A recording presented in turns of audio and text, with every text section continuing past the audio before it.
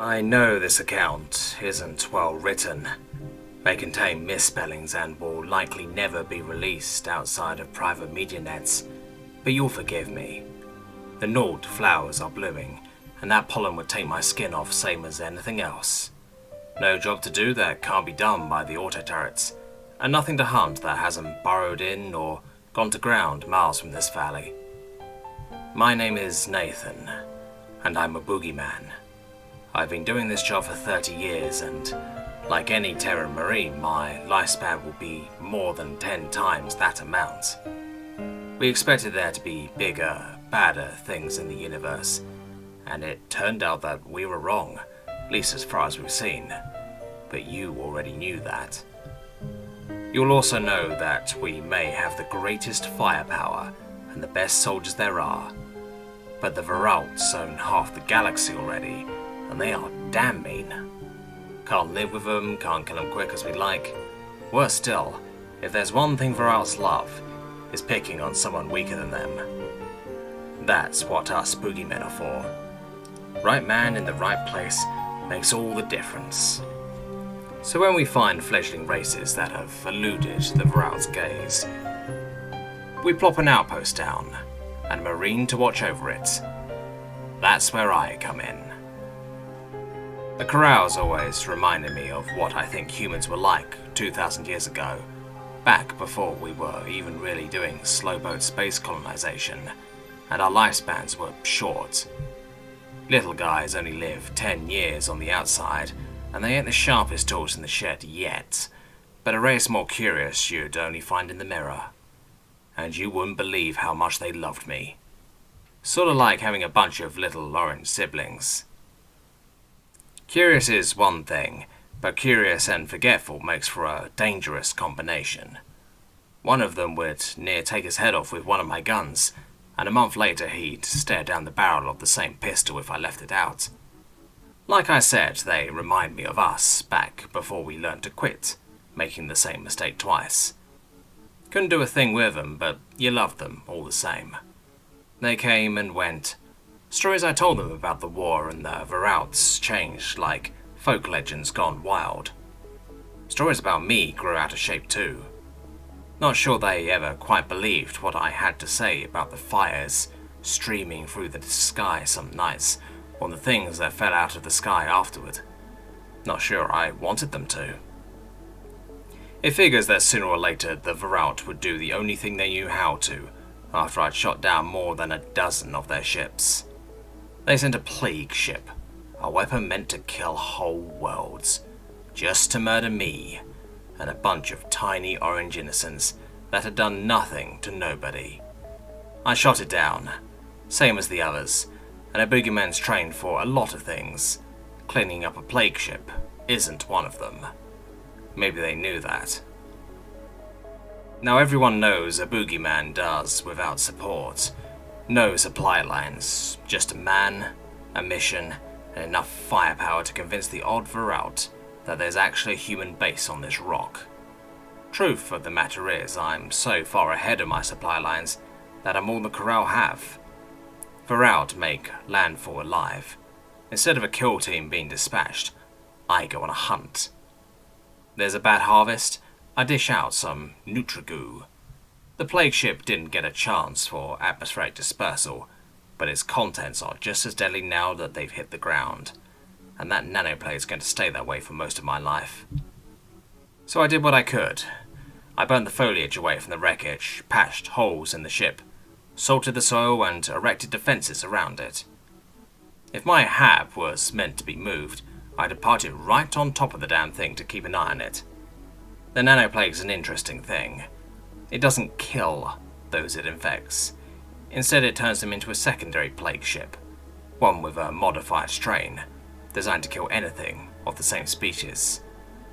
One corral blunders into that ship and finds its way home, they'll be dropping like flies, and not a bit of my medical supplies will do a damn thing to save them. So I became the boogeyman I was always meant to be. Oh, I tried to make them understand, but one by one they kept trying to get a better look, get a bit closer. I knew it was just a case of one of these days, so I went on the hunt. The perimeter alarms have gone off at just about every hour of the day or night, and whenever they do, I drop everything and grab my bow. I don't want laser blasts drawing curiosity. Now, before I took up the watch, I wasn't rightly sure why they gave me this bow. I can hunt just fine with a rifle, only learned to use the thing because I got bored. Not that fat-grown muscles won't put an arrow through a steel plate with this thing. The thing I like about the bow is that it leaves behind something to remember me by. Some shred of proof that'll help keep them from forgetting my new purpose like they've forgotten my old one. It works best on the days when I can let one of them go. Snag a shoulder or skim a thigh, and let the scar and the arrow give them a story to keep the others away. If they get too close to the ship to be sure they haven't caught it, they have to go down. I've done what I can to make the wreckage look unappealing. My memory is good and I remember every story they've ever told me about their quaint tribal demons.